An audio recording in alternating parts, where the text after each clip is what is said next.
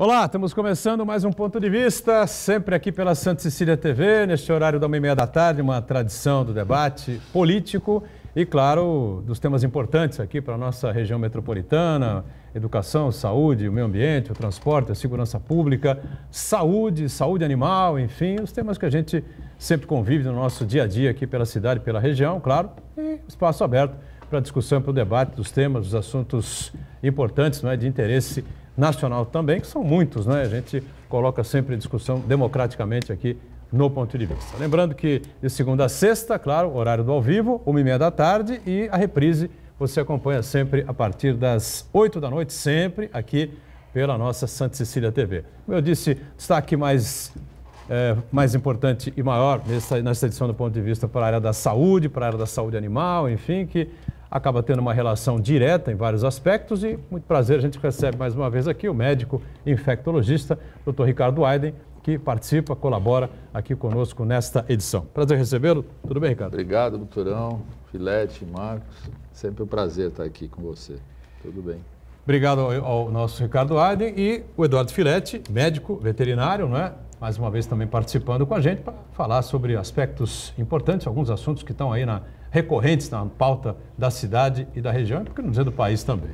Prazer também tê-lo a bordo, Filete. Tudo bem? É um prazer estar aqui com o Dr. Ricardo Aiden, né, que a gente sempre renomado infectologista aí do país, do estado, né?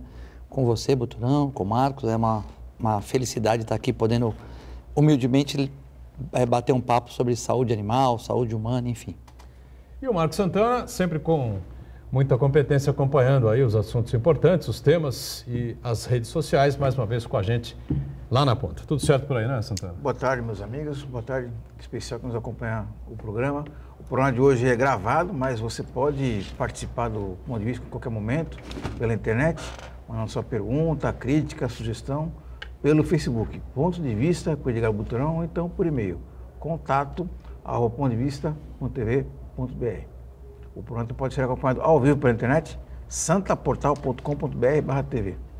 As edições anteriores do Ponto de Vista ficam disponíveis na internet também, no nosso canal no YouTube e na nossa página no Facebook. E você que nos acompanha na reprise, às 20 horas, uma boa noite. Muito bem, reprise às 8 da noite, programa ao vivo.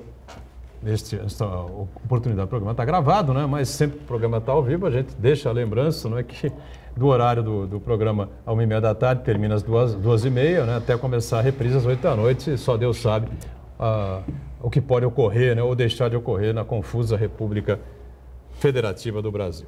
Bom, o que vem causando aí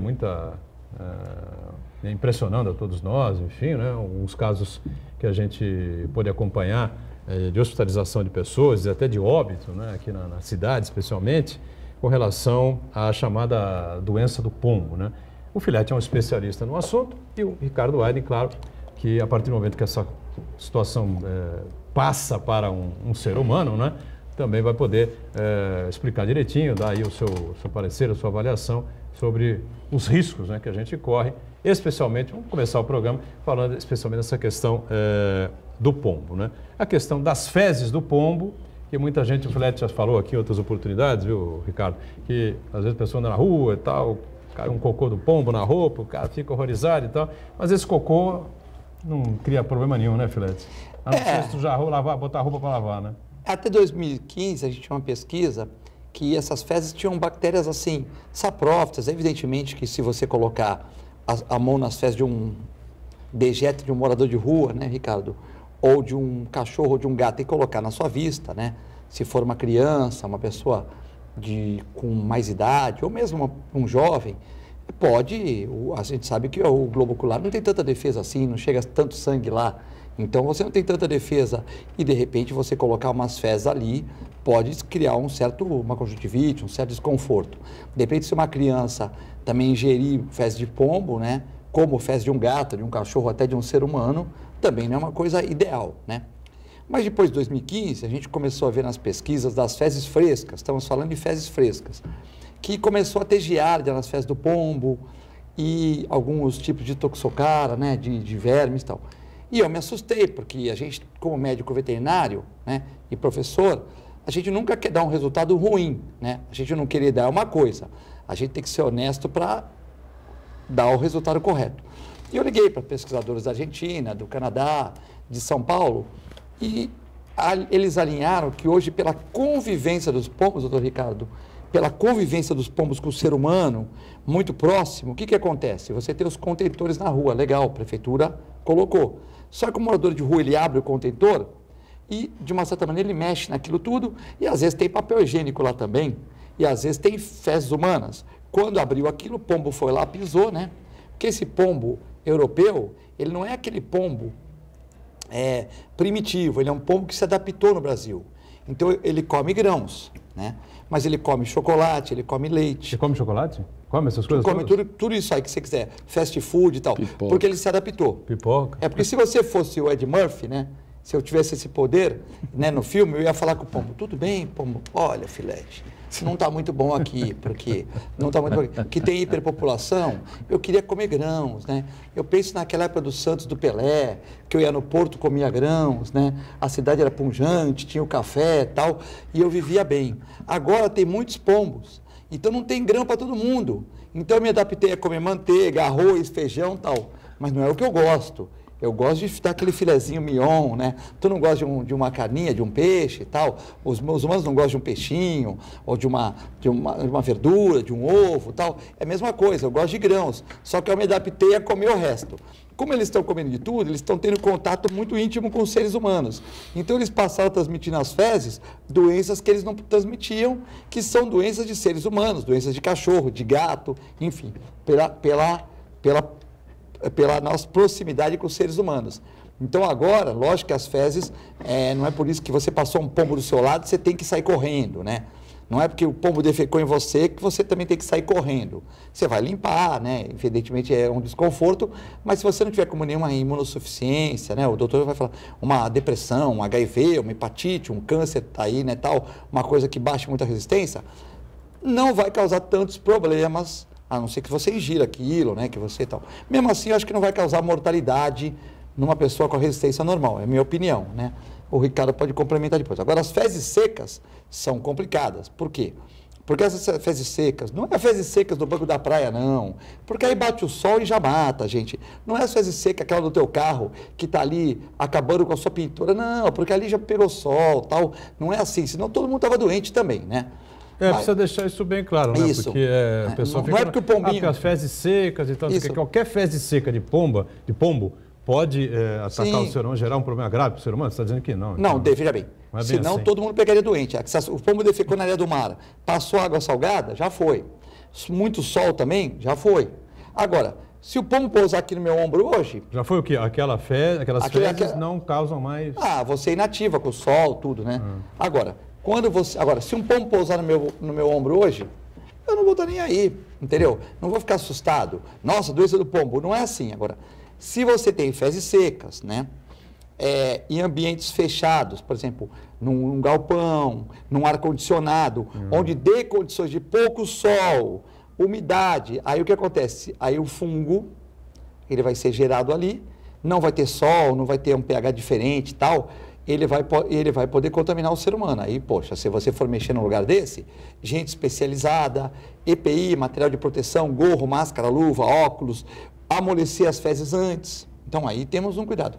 O que eu me preocupo é que essas duas pessoas que morreram aqui da Baixada, que a gente tem que ficar triste, é se nós conseguimos, nesse mundo corrido, nesse mundo que as pessoas não têm tempo, que a gente sai de um lugar vai para outro, tal, com trânsito, tudo, se essas pessoas forem investigadas, eu sei que é chato, eu sei que é cansativo, mas será que, por exemplo, como elas se contagiaram? Eu acho muito importante verificar, por exemplo, ela foi para um sítio, tinha ar-condicionado no sítio, não tinha, mexeu em algum galpão, fazer porque é muito importante, né, para a gente saber o que realmente aconteceu, né, porque, segundo a literatura, e eu queria, só para finalizar, só 0,06% das pessoas que não estão com imunodeficiência pegam esse tipo de doença, né? Então, é uma doença que não é tão comum.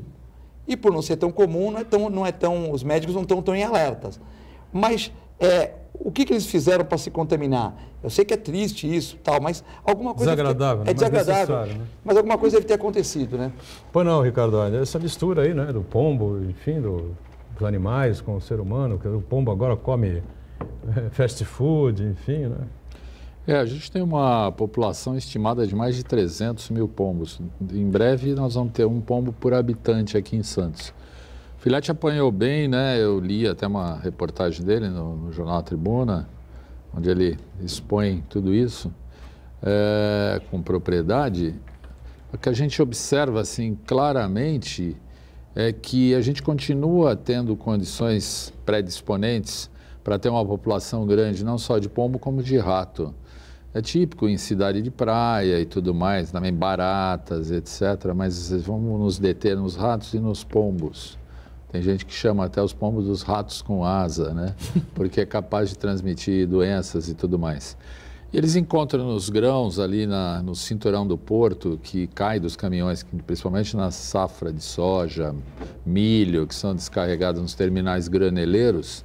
Alimento fácil, as pessoas têm o hábito, assim, na média, muitas pessoas dão de comer para pombo, por isso que eu brinquei aqui, mas é verdade, eles comem pipoca, pão com manteiga, que nem o Filete falou, porque é verdade, ele se adapta.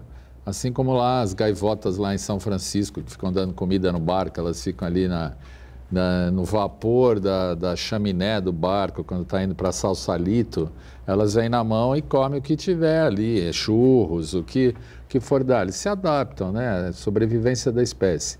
Mas é um animal que a gente precisa ter cuidados. A primeira grande providência que eu acho que a população deve ter é assim, evitar fezes dessecadas. O fungo, ele entra numa carapaça que se chama esporo, fica numa forma de resistência nas fezes dessecadas, e essas fezes dessecadas elas podem ser inaladas, em especial, na corrente de ar provocada por um ar-condicionado. Não só fezes dessecadas de pombo, mas também bactérias como legionelas. Tem histórias famosas aí desse tipo de transmissão. Então, a primeira providência, isolar o ar-condicionado por fora, com uma rede de proteção que o pombo não tem alcance, não faça ninho ali na caixa do ar-condicionado. Essa é a coisa mais comum. Toda vez que puder fazer manutenção de um ar-condicionado tem que ser feito com equipamento de proteção, como o Filete já ressaltou, no mínimo máscara e em especial com o motor do ar-condicionado desligado para qualquer tipo de operação que seja, né? E, logicamente, que se você isolar isso do alcance do pombo, não vai haver tanto problema como a gente já colocou.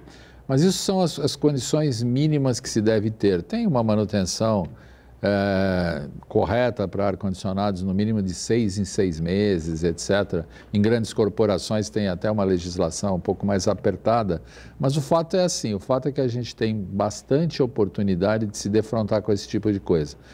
Como o Filete falou muito bem, esses dois casos, eles não foram detalhados do ponto de vista, por exemplo, médico, seja veterinário ou médico de humanos, que nem eu. Não dá para se falar em erro porque a gente não tem elementos seguros. Você precisaria ter o caso muito bem estudado, os exames de laboratório. Você fala que tem juba de leão, cara de leão, jeito de leão, mas se você não mostrar o documento de identidade do leão, fica tudo como suposições. A gente tem que trabalhar com evidências concretas. É lógico que serviu para alavancar de forma triste, como já foi ressaltado. Com relação a Deveria. Esses casos assim? Deveria. O controle de zoonoses do município, aqui em Santos, eles trabalham muito bem na Secretaria de Saúde. O controle de zoonoses é bastante eficiente. O problema é que as pessoas às vezes quebram esses protocolos. Então, vamos falar de dengue, está cheio de criadouros em casas que as pessoas estão cansadas de saber os cuidados que tem que ter para evitar o Aedes aegypti, para que não haja possibilidade de procriação de mais Aedes aegypti e depois um Aedes aegypti picar alguém com dengue e transmitir para outro em série e assim sucessivamente. Mas é a crônica da morte anunciada. Está cheio de gente que dá comida para pombo que é contra limitar o crescimento de pombos, como já foi proposto anteriormente com anticoncepcionais para pombo. Tem a Sociedade de Melhoramento dos Animais, de Proteção dos Animais, desculpe. Essa coisa do conceito do anticoncepcional é uma tese também. Isso que eu ia perguntar para o Eduardo. Sim. Definida pelo próprio Filete também. Sim, né? eu ouvi isso aí várias vezes. O Ricardo lembrou muito bem que a estimativa é que tenha mais ou menos 300 mil pombos e o número de ratos seria mais ou menos 400 mil ratos, praticamente um para cada habitante da cidade, né? Para um. Cada um tem o seu ratinho de estimação, É um cenário muito preocupante, né? né? E ganha contornos ainda mais dramáticos, que uma parte significativa da população não se conscientizou desse problema.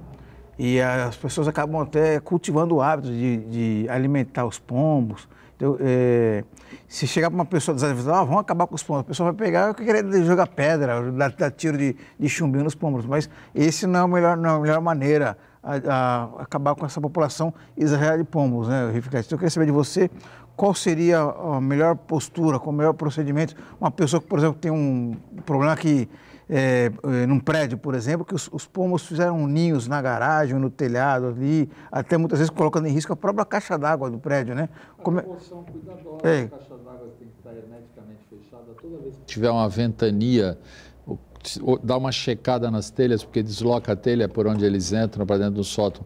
Os últimos 2 casos que eu vi de criptococose, que é uma doença por fungo que é transmitido através de um contato com fezes de pombo ou de outras maneiras, em pessoas não imunodeprimidas, um paciente HIV positivo ou pós-quimioterapia de câncer, principalmente leucemia, outras doenças mais graves, foram de 2 pessoas que têm como histórico, eu atendi até uma delas há menos de uma semana atrás, limpeza de sótão. Teve uma que ficou 2, 3 dias limpando um sótão da casa velha dela, onde ela morava, no município vizinho aí de São Vicente, e sem máscara, sem nada, e apareceu com uma sintomatologia de tosse, etc. Passou num outro médico que já encontrou um negócio que a gente chama de bola fúngica.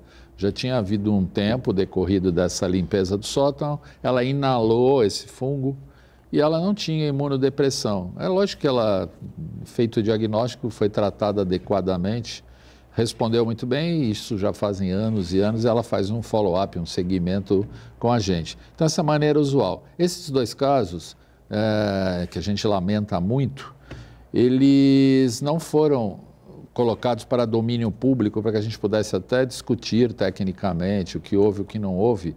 Então, tudo que cerca isso daí, salvo o melhor juízo, se alguém tem essa informação, não passou de forma bem acabada para os profissionais de saúde ou algo parecido, isso não foi divulgado, talvez até a pedido da família, porque de fato é uma coisa que é dura, né, isso que aconteceu.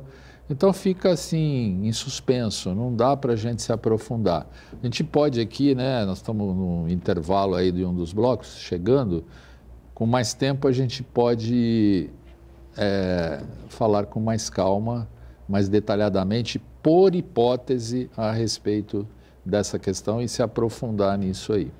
E a questão do anticoncepcional, Filete, nunca se tentou isso na cidade? Veja bem, região, aqui no Brasil, eu só queria complementar, porque apesar de eu conhecer o Ricardo de longa data tal, a gente chegou aqui, só falou uma boa tarde e começou o programa. Então a gente não teve nenhuma. Eu poderia falar aqui, ele falou, não, mas não é só em pessoa imunossuprimida, que é mais. Então você vê que existe uma combinação. E eu também não sou da área médico-humana, e eu achei, pelo que eu li nos jornais, pelo que eu vi na internet, e eu acho que a família também sente muito e tal, mas que se fosse, e aqui a gente não vai comparar, mas se fosse talvez em outra república, talvez num país pequeno da Europa, talvez a investigação tivesse sido maior, porque é o que ele falou, tem cabeça, parece e tal, mas não tem uma comprovação, né? Porque agora todo mundo que fica doente e tal, por exemplo, uma vez um senhor me passou na rua, falou assim, eu peguei toxoplasmose do pombo. Eu falei, então o senhor comeu a carne crua do pombo? E era um cara bem conhecido aqui em Santos, hein? Bem conhecido, foi presidente de clube e tal. Aí ele falou bem assim, não, o senhor comeu o senhor comeu carne crua de pombo? Não, nunca comi. Pô, então como é que o senhor pegou toxoplasmose? Que a toxoplasmose do pombo só é comida pela carne crua. Então, as pessoas começam a inverter doença, daqui a pouco tudo é doença do pombo e tal. E não estou dizendo que não é perigoso, que não é grave e tal.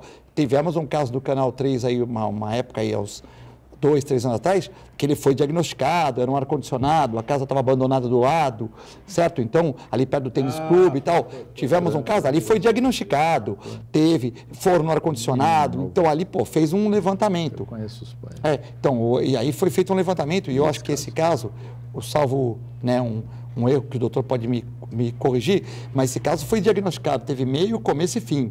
Ele ficou ruim, ficou com tosse, tinha um ar-condicionado contaminado, tinha pombo no lado da casa dele, que era uma casa abandonada. Então, esse caso, você diagnosticou corretamente, tratou, graças a Deus, o menino ficou... Não foi a óbito, não, né? Não. Tudo bem. Salvou, né? Ótimo. Mas vamos supor que tivesse acontecido o contrário, né? Tudo bem que também teve um diagnóstico, ou seja, você sabe que ar-condicionado é perigoso e tal. Graças a Deus salvou o menino. Então, eu acho mais importante para a gente, vamos deixar a concepção para o segundo bloco, Butrão, se permitir, eu acho importante a gente relatar, e eu concordo, embora não tenha combinado com o doutor Ricardo, essa questão do diagnóstico preciso e das explicações para a comunidade médica, comunidade científica correta da doença, né? Porque senão a gente acha que é, mas tem evidências que é, mas não temos exames, fica um pouco difícil para a gente trabalhar dessa maneira. Vamos fazer intervalo, você pode ficar tranquilo aí do outro lado, porque aqui ninguém de nós três aqui vai perguntar pro Filete quem foi esse cidadão aí que parou ele na rua, que foi presidente de clube, essa coisa toda, e que disse que tinha toxoplasmose, é isso? Que tinha um problema com um toxoplasmose de pombo. De pombo, não, ele pode ter tido toxoplasmose, mas não pelo pombo. O intervalo, a gente volta já já. Muito bem, de volta ao ponto de vista, não é com muito prazer recebendo aqui dois especialistas na área da saúde, o doutor Ricardo Aiden aqui com a gente, médico infectologista, doutor Eduardo Filete, médico veterinário, Marcos Santana sempre aqui com a gente, né? E a questão que envolve na verdade é um problema, né? Algo que deveria ser um postal aí da cidade, enfim, né? Os pombos aí que são bichinhos bonitos, né? Que embelezam aí a orla. Eu passo. Não é? Você não gosta dos pombos? Não. Não acha bonito? Não. Eu acho bonito aquela revoada de pombos e tal, acho legal. Agora, você vai em Veneza, na Itália, por exemplo, lá eles usam lindo, tá, uma maravilha, ficam ali na Praça de São Marco, todo mundo da milha, aquela coisa toda, comidinha para os pombos e tal. Pá, todo mundo acha bonito. Agora, virou um problema, né, essa coisa da doença do pombo, que nós estamos comentando aqui, que é algo raro, mas aparentemente, como disse o Ricardo Aiden no bloco anterior, levou dois cidadãos, duas pessoas a óbito aqui em Santos, né? E o Ricardo lembrou bem a questão de você evitar a proliferação dos pombos, né? Dando, como é que chama? Anticoncepcional. E o Filete tem essa tese, já não é de hoje, né? Veja bem, o pesquisador faz a pesquisa, né? Ele pega a universidade, faz a bioestatística, por exemplo, o Ricardo saber que são 300 mil pombos, é que teve fotografias, teve gente que estudou e fez, como você faz você pega 5 mil pessoas na cidade, já sabe quem são os vereadores que estão na frente, os candidatos a prefeito, não é isso? O Ibope? Sim. Então, você faz pela bioestatística, então você usa o pessoal das exatas da universidade, você usa o pessoal da biologia, você usa o pessoal da tecnologia, você usa tudo isso num trabalho de hoje, né? Só que assim, a universidade, ela tem que fomentar para o que está acontecendo, o retrato do momento. Nós não temos uma obrigatoriedade de resolver, até porque nós temos pessoas no executivo, pessoas capacitadas que têm que dar solução. Muitas vezes o cara chega para mim, liga para mim e fala assim, Filete, como é que eu resolvo o problema dos pombos na minha rua? Veja bem, se eu soubesse como é que a gente resolvia os pombos de uma maneira harmônica e de uma maneira sem judiar dos animais, porque é uma ave protegida por lei, porque eu sou médico veterinário e tal, uma ave protegida pelo IBAMA, mas então é igual aquelas leis que todo mundo acha errado, saidinha tal, de presidiário, que você não consegue mudar. Então é uma lei que existe, então nós temos que trabalhar em cima da lei, né? O que acontece? O pombo é protegido pelo IBAMA e eu, como médico veterinário, não posso querer o mal do animal. Então, se eu tivesse a solução exata para tudo, eu montaria minha empresa, né, e ia trabalhar para as prefeituras, né? Ia ter muito menos trabalho que eu tenho como médico veterinário, que eu estou tendo gente, dando aula, tal, trabalho muito e tal. Então, assim, uma das soluções seria o anticoncepcional. E eu já vi pessoas defendendo essa tese e outros até criticando, mas outros do executivo. Então, eles que têm que fazer a tese deles, né? Tipo, apenas uma sugestão. O problema está aí, é um problema que existe e cabe aos nossos gestores, né?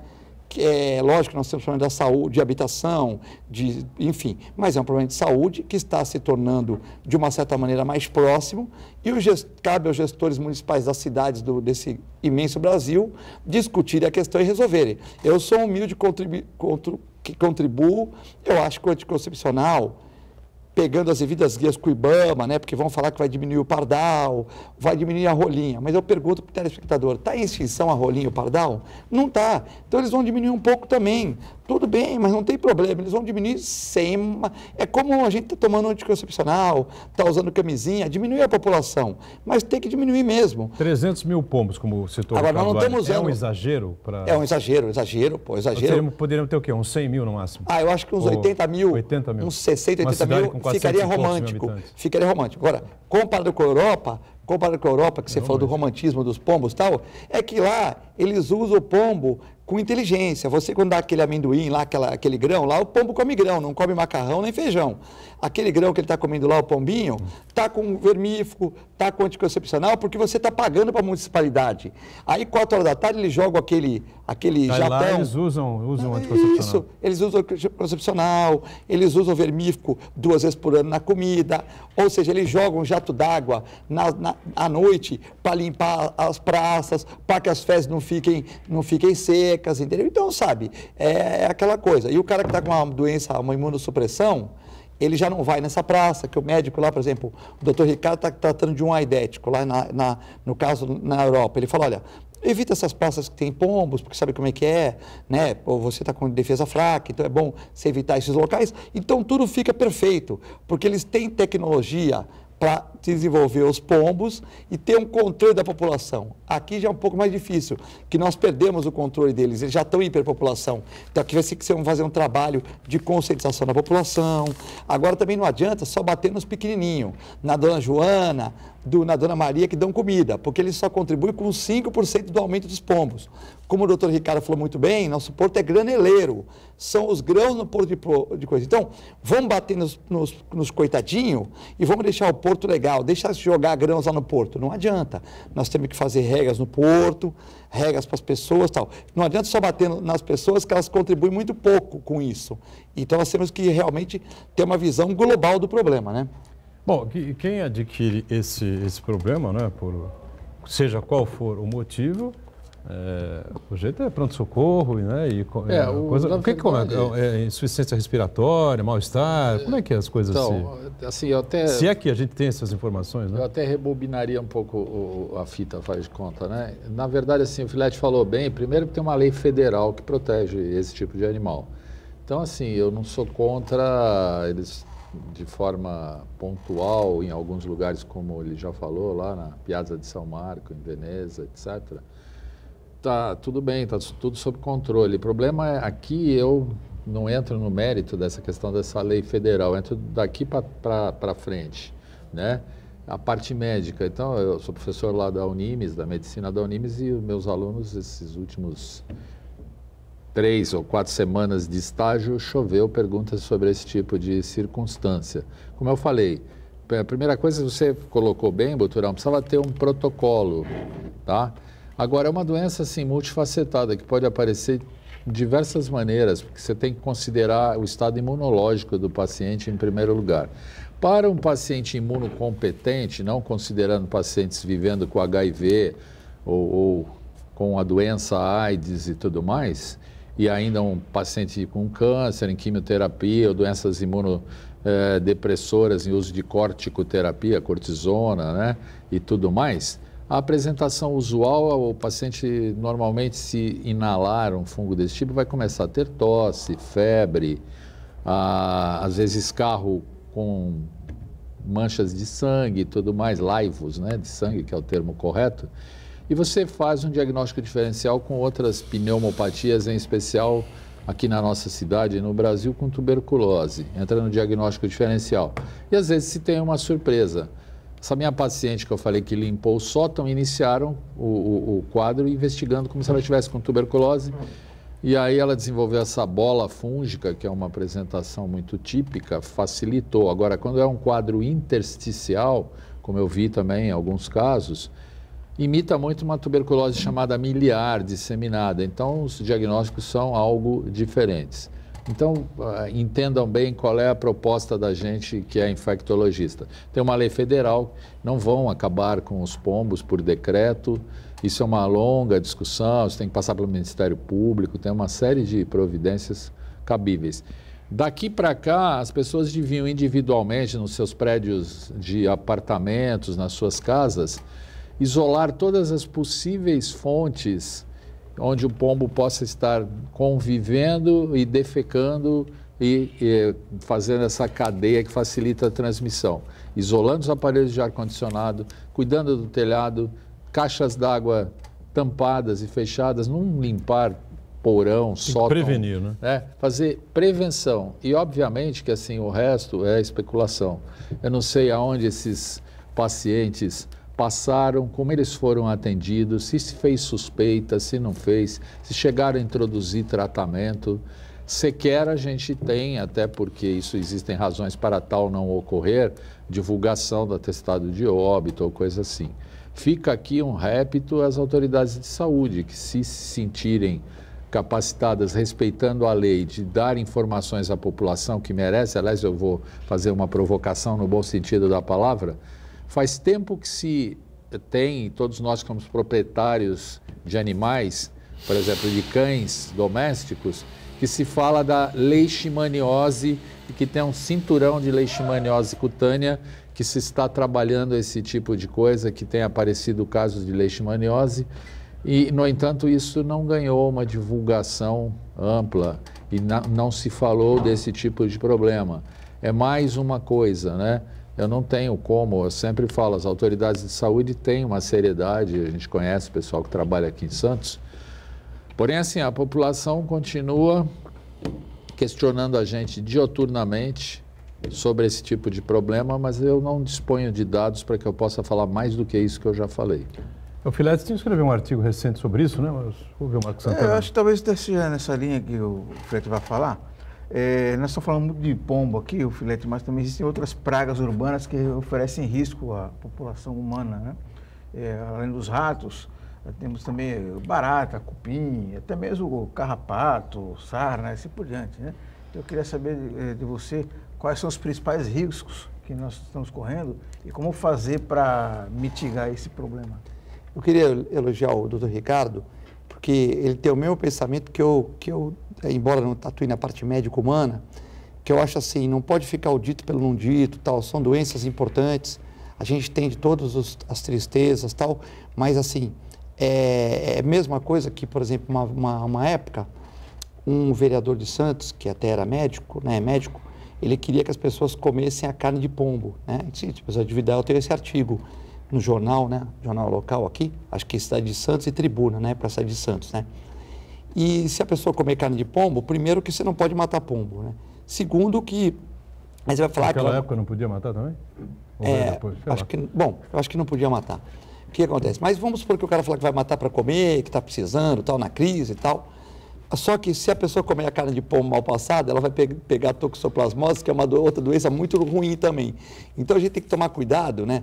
Quando a gente fala uma coisa, porque se todo mundo comesse pombo, era para alimentar, justificaria a morte e tal. Era, mas ele pode te provocar uma doença muito grave, que é a toxoplasmose. E que eu vejo assim, por exemplo, a leishmaniose é uma doença bem complexa, né? Porque da picada é transmitida por um mosquito. Da picada do mosquito até os primeiros sintomas, pode demorar de 3 meses, como pode demorar 1 ano, as evoluções, né? Depende da imunidade do animal e tal. E ele fica com pelo feio, o animal come uma ração porcaria, também fica. Ele fica com edema abdominal, edema abdominal pode ser também, né, pode ser um problema cardíaco, problema hepático e tal. Ele fica com crescimento de unha, pode ser o dono que seja relaxado, deu uma ração ruim, a ração deu uma hipoproteinemia nele, ele ficou sem proteína, o sangue ficou, deu uma barriga d'água, ele não cortou a unha, quer dizer, é uma doença complexa. Aí, logicamente, você está toda hora falando e tal, você vai fazer o exame, né, o teste ELISA e tal. Aí deu a leishmaniose, pô, que legal. Não está nada legal. Não está nada legal, não. No interior, mandaram um cachorro com teste ELISA positivo ser sacrificado e o cachorro não tinha. Porque você tem que ter uma biópsia do gânglio. Gânglio é desses linfonodos que nós temos aqui, embaixo do braço, no pescoço. Então, já mudou a figura. Um examezinho de sangue, um teste ELISA que também não é muito barato, né? Mas tal, mas beleza. Aí você faz o teste ELISA, que não é muito barato, tanto que a prefeitura às vezes dá a vacina, mas o teste ELISA ela quer que faça na clínica médico-veterinária. Então ela manda o teu cachorro lá, tu faz o testinho ELISA, atesta que não tem problema. Se tiver com o teste ELISA, muitas zoonoses, não aqui da Baixada, que elas são especializadas, mas de outros lugares tem que sacrificar o cachorro. Não. Você tem que pegar um teste no gânglio, aí você tem que anestesiar o cachorro, cortar, tirar um gânglio do cachorro e mandar examinar. Quer dizer que é um exame histopatológico. E é um exame mais caro ainda, tipo uns R$200, vamos dizer assim, num bom laboratório, R$150. Então a pessoa já gastou uns R$300, R$250. Já não aguenta mais gastar no exame. Mas só que ela teve que sedar o cachorro dela antes. E teve que ter um cirurgião veterinário para cortar aquilo e tirar aquilo. Você já viu com uma lógica, ela faz, né? Porque o cachorro dela deu positivo, ela quer ver e tal. E às vezes, quando você faz a biópsia, quando você manda esse gânglio examinar, 90% não deu leishmaniose, ou seja, deu no teste ELISA, que é um teste muito bom, mas não está com a doença comprovadamente, entendeu? Então, é essa complicação que tem. Então, você imagina, a gente faz o exame torcendo para que dê negativo, porque se dá positivo, você tem que explicar para o cliente tudo isso e tal. Aí, dando problema, eu não posso tratar o cachorro. Não, tu não pode tratar. Eu tenho que pedir uma autorização, no caso do cliente, pedir uma autorização para um juiz, né? E o juiz determina se pode ou não. Quando o juiz vê a gravidade, souber que o mosquito pica o cachorro e pode passar para você, Boturão, o juiz não autoriza. Então, é muito complicado. Não autoriza? Não autoriza, porque aqui não é uma área endêmica. Tinha Araçatuba, lá o juiz estava autorizando. Mas aqui, ele vai ler, o cara vai ler, doença infecto-contagiosa. O cachorro pode contaminar, o mosquito pode picar o cachorro, pode picar um ser humano. Pô, como é que eu vou autorizar isso aqui? O cara mora na encosta do morro, que são os primeiros casos, como é que eu vou autorizar? Então, uns são sacrificados, né? Ou outros, graças a Deus, que não tem tanto assim. E outros, a pessoa vai para um lugar, tipo, um lugar lá, uma região que tem tratamento, que tem muitos cães com esse problema e vai se tratar numa universidade dessas aí, do oeste do estado de São Paulo. Botucatu. Botucatu, Araçatuba, tal, que ele já tem uma expertise maior e já tem casos na cidade e não dá para ter esse controle tanto como o Santos, né? Então, eu sou obrigado a notificar o cliente. Se o cliente falar para mim, vou fazer o teste e tal, mas se der positivo, eu tenho que comunicar à Secretaria de Saúde de Santos. Eu tenho que comunicar, e lógico, a Secretaria de Saúde de Santos vai tomar as providências. Então, realmente é uma doença de difícil tratamento, né? Só que nisso, foi como o Ricardo falou, o animal está com a doença, o cachorro, né? E ele, vamos supor, ficou 6 meses com a doença, 7 meses. Se tiver mosquito picando ele e picando as pessoas, pode estar se contaminando as pessoas. Então, é uma doença de difícil diagnóstico. O diagnóstico, lógico, o veterinário está esperto, que já está pegando alguns casos. Ele vai ter que fazer um exame, que é um teste ELISA, que é uma gotinha, 2 gotinhas de sangue, é fácil, sai depois de 10 minutos, mas se der positivo, ele tem que fazer uma biópsia do gânglio, o que complica tudo. Às vezes dá positivo, eu só peguei um caso positivo até hoje, né? Até peguei um caso positivo. Quando eu falei para a mulher, para a proprietária, eu falei, olha, nós temos que fazer o gânglio. Ela falou, não, doutor, vou voltar para Minas Gerais. Ou seja, o cachorro era de Minas, que eu tive que explicar para ela tudo isso. Agora eu faço a primeira pergunta, será que ela voltou? Não sei, mas eu comuniquei. Eu mandei a minha funcionária levar lá para 2 folhinhas, lá para a saúde, lá no Banco do Brasil, e peguei um protocolo, quer dizer, eu comuniquei à nossa cidade que eu peguei um caso de leishmaniose positivo. A mulher foi embora, com certeza ela foi embora, mas se não foi, com certeza foi agente sanitário na casa dela, tal. Mas será que ela deu o endereço certo para mim? Será que ela não estava com o cachorro na casa da irmã e mudou para outra casa? Sabe, é complexa a coisa, né? Ela pode, quando ela viu positivo, ela sabia da doença, porque ela já veio de Minas Gerais, e ela sabia dos riscos de tratar um cachorro numa área que não é endêmica. Será que ela voltou para Minas? Será que, o que ela fez com esse cachorro, né? E fica essa dúvida, né? Vamos para o intervalo, já retomamos a sequência aqui do nosso Ponto de Vista, em instantes. Muito bem, a gente volta aqui na sequência do Ponto de Vista, conversando com o Eduardo Filete, médico veterinário, Ricardo Aiden, médico infectologista, junto aqui com o Marco Santana. E fazendo um questionamento aqui, a gente já tem uma série de problemas, uma série de dificuldades no atendimento à saúde, atendimento público à saúde, né? E atendimento veterinário, não sei, o Filete pode falar com mais precisão, né? Não é médico da rede pública, evidentemente, mas conhece bem os problemas. O Ricardo foi o coordenador da ST-AIDS aqui de Santos durante um bom tempo, governo do Beto Mansur, né? E tem também um amplo conhecimento de hospital público aqui, Guilherme Álvaro, enfim, né? Agora, nós temos uma projeção de orçamento para 2020 que beira o caos, né? Porque nós estamos fechando aí o mês de setembro, meados de setembro, enfim, e a situação do dinheiro público no Brasil é gravíssima. Então, vamos entrar em 2020 com corte, segundo a expectativa que está colocada, a projeção para o ano que vem, de mais ou menos 30% de cortes nos orçamentos em geral, né? Em todos os ministérios. Os ministros vão aí começando a reclamar, já chiando, enfim, nem sei se os ministros vão deixar o Bolsonaro falando sozinho e vão pegar cada um o seu barco ou se vão seguir ao lado dele. Agora, imagina isso na área da saúde, Ministério da Saúde, um corte brusco desse tamanho, Ricardo Olho? Não, é uma coisa... Você é braba hoje em dia, né? Hoje eu estava escutando na Band de manhã, eles falando lá que os ministérios, a partir das 6 horas, estão desligando as luzes. Exatamente. E tal, e tudo. Agora, eu nessa hora, eu gosto muito de biografias e dentro das biografias eu li várias biografias comentadas e não do Winston Churchill.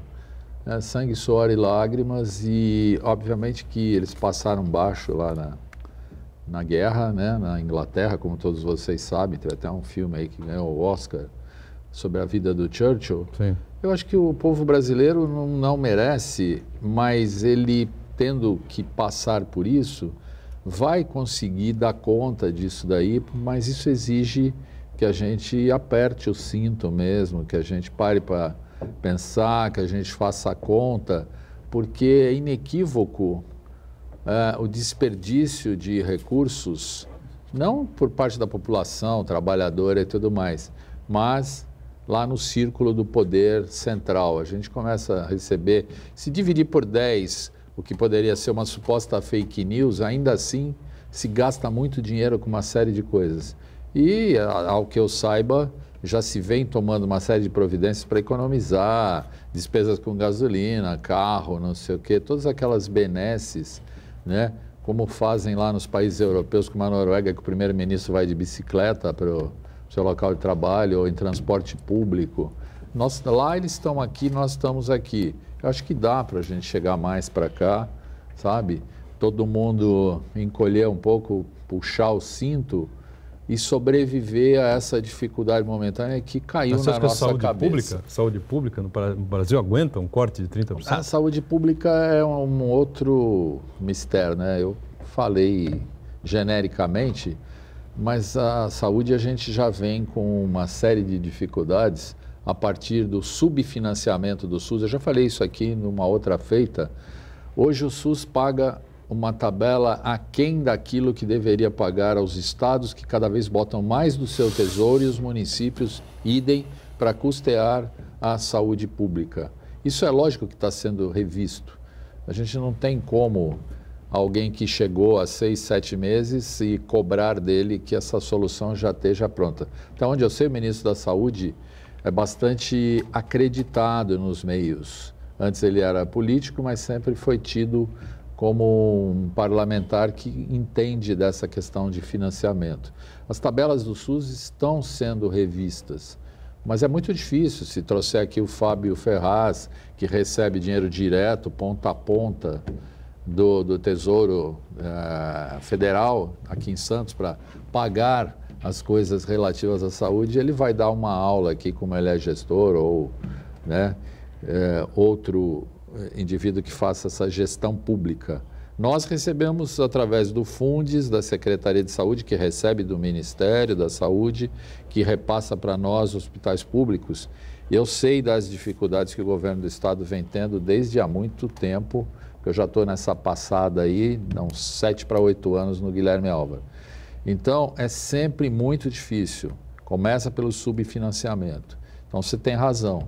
Se eles contingenciarem lá no nível central, federal, 20%, que é o número que eu tinha ouvido falar na saúde, vai ser realmente mais difícil do que nunca. Isso implica em racionalizar coisas, em ter um cuidado, fazer uma economia de guerra. Correção da tabela SUS. Correção da tabela SUS vai ficar difícil nessas condições. Eu acho que outro aspecto, sempre que a gente fala sobre o financiamento da saúde, o gasto, né? Muitas vezes o problema é que se gasta na saúde, né? Porque se fosse investir, deveria se investir na prevenção de doenças, né? Para evitar que as pessoas fiquem doentes. E aí passa por uma reeducação de hábitos da pessoa, né? Estimular a pessoa a fazer uma reeducação alimentar, né? Porque boa parte das doenças estão ligadas à questão alimentar, combater fortemente o tabagismo, combater o uso exagerado do álcool, né? Incentivar a atividade física e assim por diante, né? Outra medida muito importante é investir. Infelizmente, no Brasil de hoje não se tem isso num horizonte tão próximo, investir em saneamento básico. Boa parte das doenças no Brasil, eu preciso lembrar, o Brasil é um país subdesenvolvido. Boa parte das casas não tem saneamento básico, não tem rede coletora de esgoto, não tem água encanada. Então, se investir em saneamento básico, boa parte das doenças que estão ligadas aí à questão alimentar seriam evitadas. Então, mais uma vez, estamos apagando o incêndio em vez de evitar que ele se degrade. Né? Você falou muito bem, você falou de medicina preventiva, sensu lato, excelente a sua intervenção. Agora, eu ia falar assim, esse novo governo do Estado, a gente tem olhado com muita atenção, e eu tenho visto iniciativas simples, porém muito objetivas, por exemplo, de fazer ata de registro de preço para itens que são comuns a todos os hospitais públicos, por exemplo, do Estado. Então, soro fisiológico, se usa em tudo que é hospital. Ata de registro de preço faz baixar muito o custo do que você pulverizar essa compra. Próteses ortopédicas, catéteres, enfim, todos os insumos estão sendo feitos agora, estão desenvolvendo a jato, atas de registro de preço. Então, neste governo, de forma sistemática, que eu acho que vai baratear muito o custo e nós vamos conseguir, mesmo com essas dificuldades, manter os hospitais funcionando. São ideias extremamente objetivas e práticas, né? Mas você falou muito bem, atrás disso também desenvolver amplamente programas de prevenção, vai economizar na ponta, cada dólar que você gasta em prevenção, você economiza 14, 15 dólares em medicina curativa, digamos, ou de fazendo tratamentos. Filete, em relação à saúde animal, enfim, não sei qual é a relação direta aí com esse orçamento previsto aí para 2020, né? A gente tem municípios, né, que fazem aqui a prevenção. Santos tem uma boa estrutura em relação a isso, mesmo assim tem problemas de dificuldades muito sérias, né? Mas acho que as dificuldades vão aumentar, né? Tem avançado, né? Mas, por exemplo, às vezes esse ano não está vindo vacina de raiva, né? Então, antirrábica. Não tem vindo vacina? Então, o município, nesse ano, não está tendo campanha de vacinação. Lógico, algumas pessoas vão em clínicas particulares, vacinam uma vacina cara, enfim. Mas tem um certo desconforto para quem mora, às vezes, em uma área mais periférica, né? Tem um certo desconforto. Mas eu acho que teve evolução, né? Por exemplo, as vacinas de leishmaniose vacinaram todos os cães de encosta de morro. Então, acho que a prefeitura tenta, de uma certa maneira, da maneira que vem os recursos, tenta equalizar isso. Agora, você vai chegar para um prefeito que tem todos esses problemas, né, de saneamento, tudo, e falar, olha, nós temos que fazer uma campanha... Não tem vacina humana, né? Nós temos que fazer uma campanha para diminuir os pombos com anticoncepcional. Há 20 anos atrás, uma universidade da Itália queria nos doar o anticoncepcional para fazer o trabalho por um ano, mas não é tão simples assim, né? Existem guias ambientais, logicamente que o IBAMA, ele vai perguntar para você, e os pardais, e as rolinhas, você vai ter que justificar. Então, é um trabalho, tipo assim, não é, lógico que algumas cidades podem conseguir, já tiveram cidades do mundo que conseguiram, né? Porque senão o anticoncepcional não existiria, né? Mas, às vezes, as coisas vão engessar um pouco, porque você vai ter que demonstrar para os órgãos que o pardal, a rolinha também vai comer o anticoncepcional, né? O pardal também vai comer.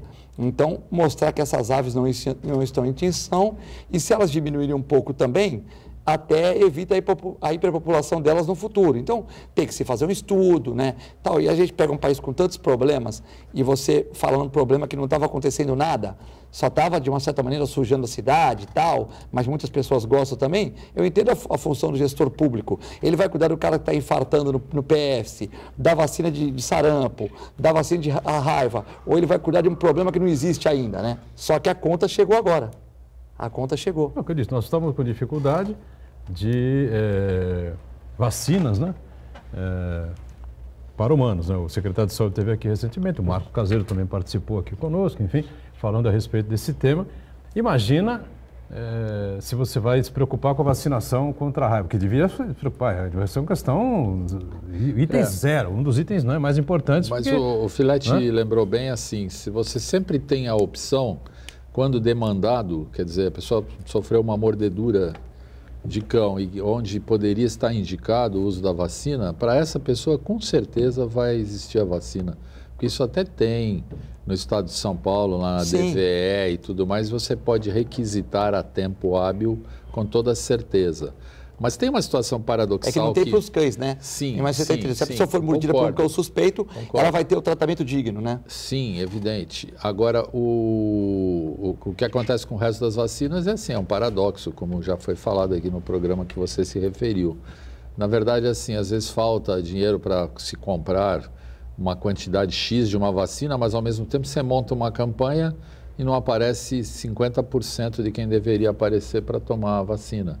Vacinas às vezes são perdidas, você tem que vacinar, revacinar, abrir, chamar de novo a população, ainda assim sobra vacina e ainda assim às vezes essas vacinas são descartadas por vencimento de prazo. Não estou dizendo que isso aconteceu aqui em Santos porque eu não tenho esse dado, mas isso já aconteceu em diversas localidades. Então, isso é uma questão paradoxal, dá para discutir aqui um programa inteiro, como já foi discutido pelo Fábio, e aquela pelo onda, Caseiro, né? Onda internacional anti-vacinas, diminuiu ou não? Diminuiu, porém assim, porque também se fez uma contra-onda tentando bloquear as redes sociais. As redes sociais com seus mecanismos começaram a brecar esse tipo de fake news, essas coisas loucas que fizeram com que morressem milhares de crianças de sarampo em países de primeiro mundo, como a Noruega, Dinamarca, Alemanha, Holanda, né? E é óbvio, Ricardo, que isso vem por onda, né? Chega aqui. Teve um ativista da Itália que ele fazia uma campanha ferrenha contra as vacinas ele mesmo ficou doente, ele quase morreu. Ele pegou o quê? Você lembra? Acho que foi sarampo. Sarampo? Foi sarampo? Foi sarampo. Sarampo é uma doença grave, não é? Uma doença grave. Até tivemos um primeiro óbito por sarampo em adulto hoje registrado, aí noticiado. Eu sou da época que fazia infectologia, a gente tinha uma enfermaria inteira lá na Santa Casa, que eu fui chefe, com criança com sarampo, com difteria, que é o antigo croup, doença grave e etc., e que tinha desaparecido. Então, a gente acredita que se controle isso com vacina novamente. Mas é fruto dessas coisas todas que a gente está vendo acontecer mundo afora, né?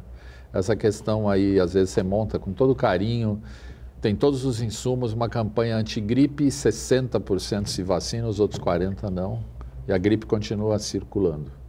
Pois é profundamente lamentável esse tipo de campanha e a gente aqui no programa bate contra isso, que tem que vacinar mesmo. Ricardo Ayder, foi um prazer recebê-lo aqui. Da mesma forma. Obrigado mais uma vez pelos esclarecimentos, tá certo? Até uma próxima. Filete, obrigado também pela participação, sempre importante. Queria agradecer. Esses problemas são multifatoriais, né? Então, não são decisões simples, são decisões que têm que contar com o apoio da população, do poder público, enfim. Não é uma coisa tão simples, mas também não é impossível, né? Marcos Santana está sempre conosco, a gente com você, o programa vai ao ar aqui, você sabe, pela Santa Cecília TV, 1h30 da tarde. A reprise do Ponto de Vista você acompanha às 8 da noite. Tchau, gente. Valeu. Obrigado.